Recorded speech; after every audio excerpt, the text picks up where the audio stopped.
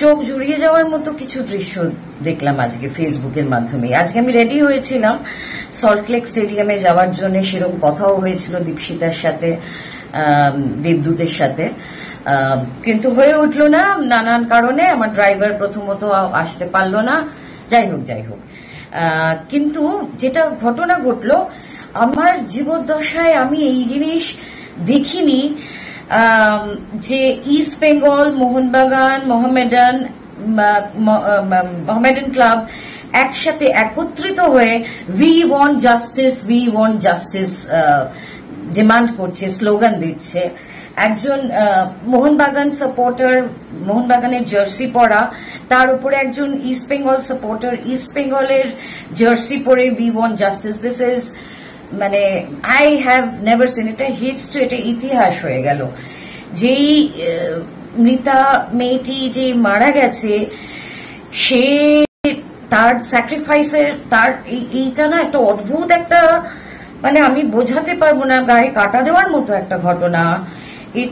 এটা ইতিহাস হয়ে গেল যে এত মানুষ, হাজারে হাজারে ভেতরের রাগ ক্ষোভ ফেটে বেরোচ্ছে against the system, against the police তো পুরো মানে সাংঘাতিক ভাবে মারধর করছে সাপোর্টার্সদের, পুলিশ ভ্যানে উঠিয়ে নিচ্ছে, কারণ শাসন ব্যবস্থা, law and order has collapsed.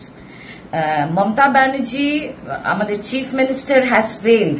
She is the police minister, she is the health minister, so both these two department has failed us miserably.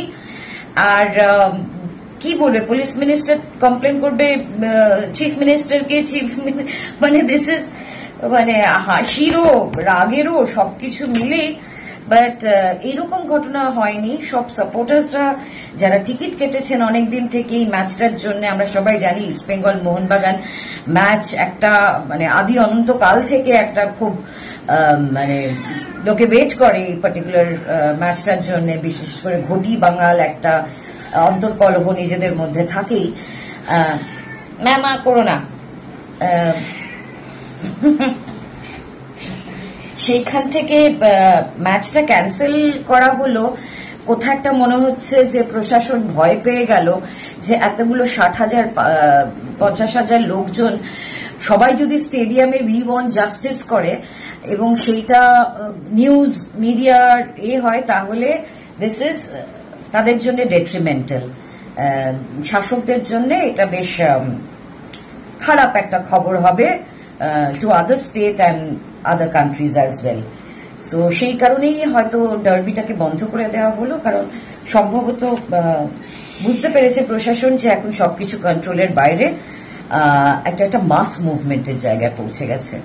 একটা মৃত্যু, সেটা কি ঘিরে এইভাবে মানুষের মানে জ্বলে ওঠা, মানে আমি দেখিনি। অ্যান্ড মানে মানুষকে আমার ধন্যবাদ। এই প্রতিবাদী সত্তাটা যেন মানুষের থাকে, সঠিক জায়গায় সঠিকভাবে প্রতিবাদ করাটা যেন মানুষ না ভুলে যায়। Thank you.